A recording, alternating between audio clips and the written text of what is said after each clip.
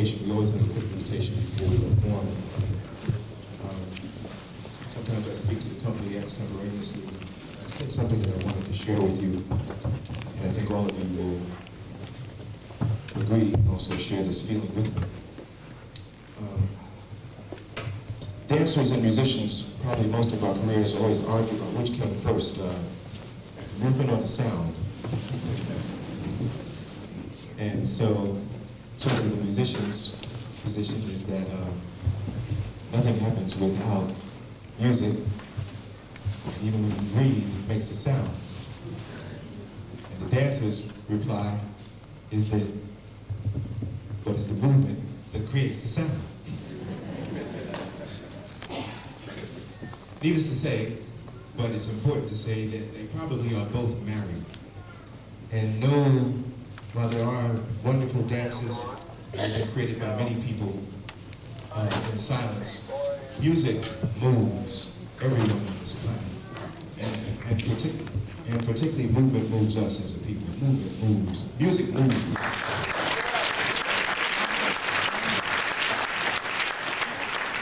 And we are in one of the greatest places in the world with some of the greatest music that's ever been.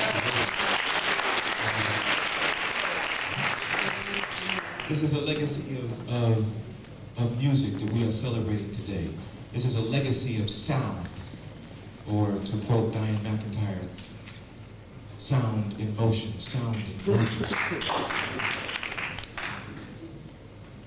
There were times where our musicians would go to a concert and be chased back to the bus. There were times where there were no microphones, no stage, no lights. Times where there was just a wash tub, a pole, a string, and their bodies. And they did a Grammy Award-winning performance before the Grammys were ever even created.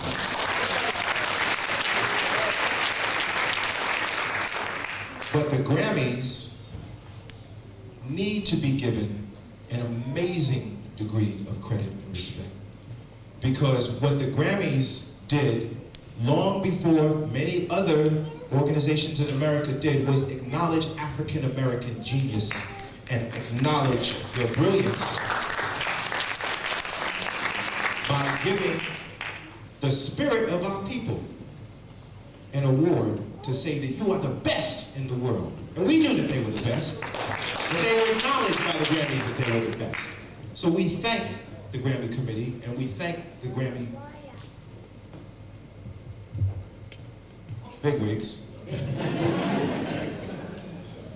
for acknowledging our artists. Just very quickly, Quincy Jones was a pioneer.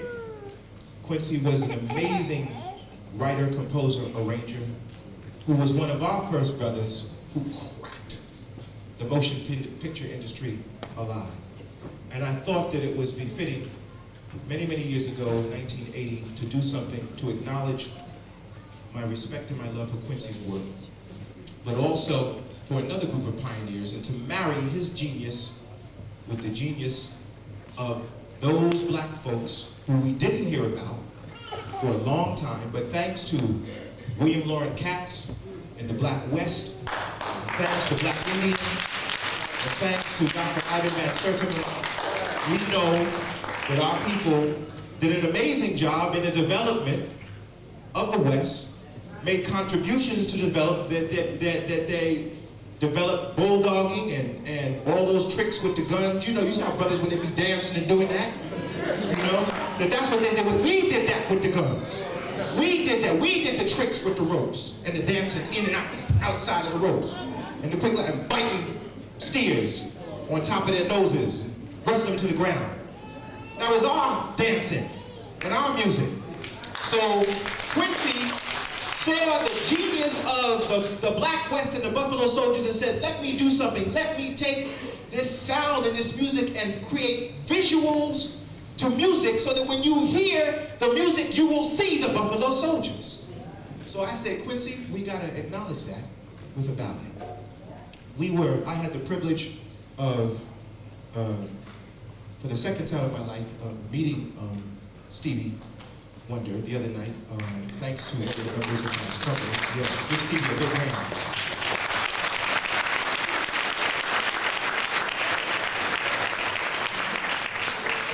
And all of us were sitting at the Iridium listening to two other musical geniuses, Ron Carter and Gary Bartz. And they came up to Stevie and they asked Stevie if he would sit in with them. Most people think that Stevie is basically a pop artist. Well, some of the young people do, you know, not you old heads. But the young folks do.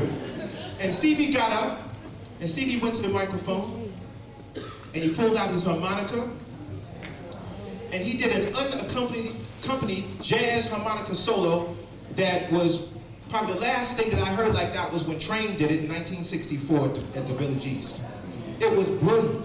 But the more brilliant thing was when he came back to the table, I asked him, I said, Steve, you know, a lot of times when the dancers go on stage, they are afraid, or there is a fear or an anxiety, because they want to be good for their audiences.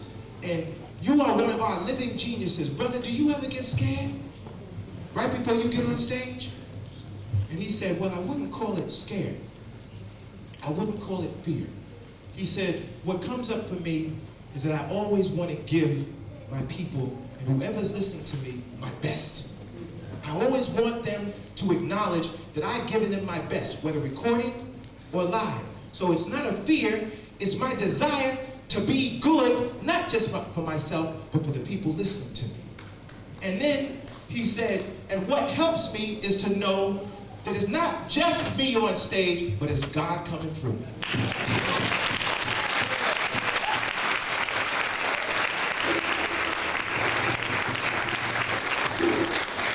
So on that note, because I got an ashe on stage, we're going to dedicate something that we generally do at Kwanzaa. It's the Nguzo Saba. We're going to do a short version of it, and we're going to dedicate this to all of the Grammy Award winners, because through them, they have helped us through their industry and their talent certainly create unity, self-determination, collective work and responsibility, cooperative economics, purpose, creativity, and faith. And we are going to have a bang and go out with the Nguzo Saba, because our Black Grammy Award winners are one of the best examples of the Nguzo Saba we can think of. Enjoy.